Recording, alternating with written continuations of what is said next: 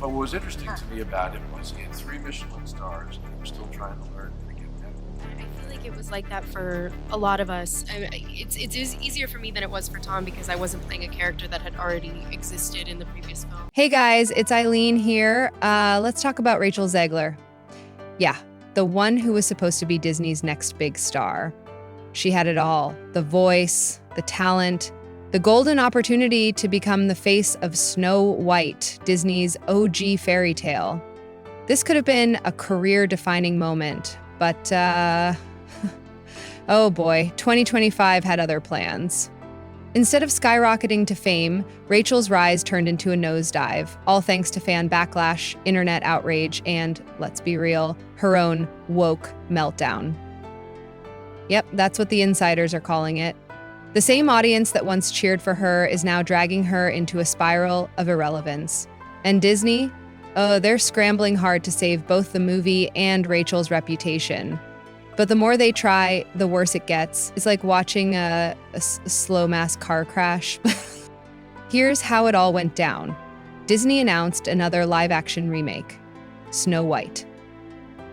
Fans weren't exactly thrilled, but hey, they'd survived Beauty and the Beast, Aladdin, The Little Mermaid, so what's one more? Except this time, it wasn't just any fairy tale. This was the fairy tale, the movie that started it all back in 1937. The studio promised a modern twist: no prince saving the day, no passive princess vibes. Snow White would be a strong, independent heroine for a new generation. Sounds fine, right? But then, Rachel Zegler stepped in front of a mic, and let's just say, things got messy. At first, she called the original Snow White dated and kind of irrelevant.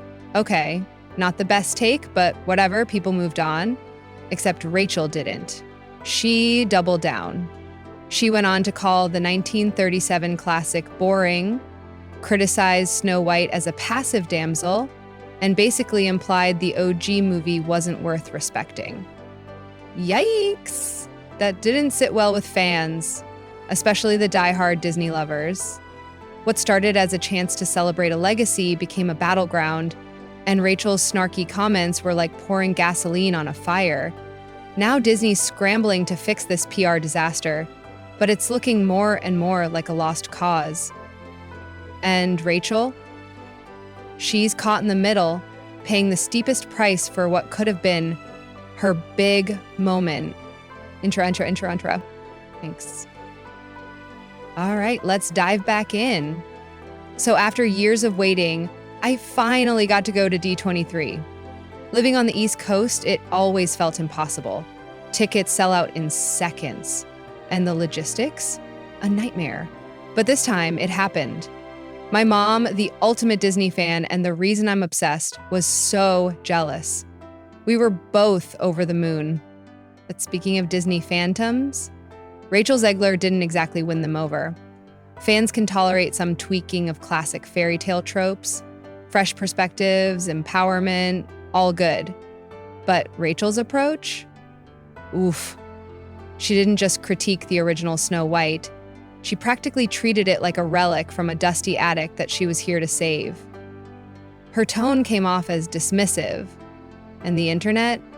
Ooh, it pounced hard. Clips of her interviews started flooding social media with captions like, "The new Snow White thinks the old one is garbage."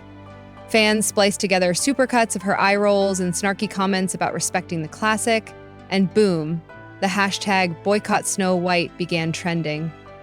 Outraged fans accused her of disrespecting a masterpiece that's been beloved for almost a century.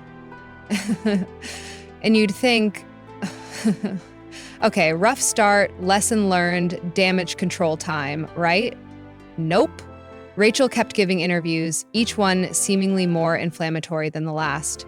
Disney's marketing team, total nightmare mode.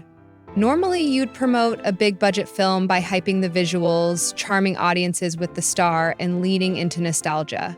But how do you market a movie when your lead actress is out here bashing the nostalgia you're trying to sell? It wasn't long before people started calling this a full-on woke meltdown. Fans who were already wary of these modern updates saw Rachel as the poster child for Hollywood arrogance, tearing down classics just to score points about progress. Even those who wanted to see a more empowered Snow White started feeling turned off by her tone. Rachel wasn't just at the center of the controversy, she became the controversy. And suddenly the question wasn't whether she'd be the next Disney icon, it was whether she'd torpedoed her own career with her aggressive stance. Then the leaks started. Oh boy. Rumors swirled that Disney had scrapped the classic Seven Dwarfs altogether. Some claimed they'd been replaced by mystical woodland creatures, others said they were now just a diverse group of random travelers. Whatever the truth, fans were not happy. And let's not even talk about the ballooning budget. Over $300 million, thanks to endless rewrites and drastic changes, according to insiders. By this point, even people who were excited for a fresh take were questioning why Disney didn't just create a brand new fairy tale to champion modern values instead of dismantling the legacy of Snow White. The backlash was deafening. What started as a bold reimagining had become a cautionary tale about what happens when you alienate your core audience. And Rachel? Well, she was paying the steepest price of all. I did. It was so fun. Oh my god, as a huge Disney fan, it was so exciting to finally get to go to D23. Yeah. I live on the East Coast, so I was never able to go, and also tickets sell out like in a flash. So it was so exciting to go, and my mom was super jealous because my mom is the reason I'm a Disney fan. And meanwhile, Rachel Zegler's public image, it was taking an absolute beating.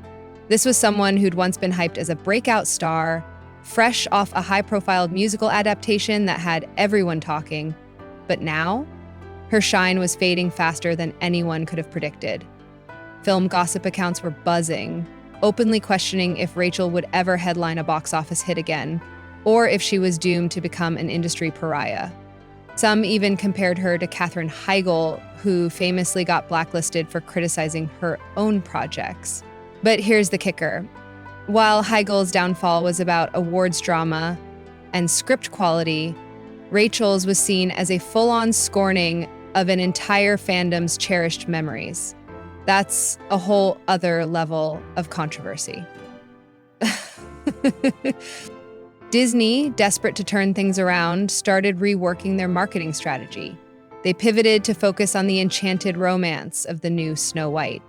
Nice try, but fans weren't buying it. When the official trailer dropped, things went from bad to worse. Rachel's delivery in the trailer felt off, like she was not channeling the Snow White fans adored. The backlash was swift. Thumbs down icons, brutal YouTube rants, and scathing comments flooded in. The more Disney tried to frame this as a must-see event, the more audiences felt like they were being force-fed something they didn't even want. Then came whispers from supposed test screenings, and oh boy, it wasn't pretty.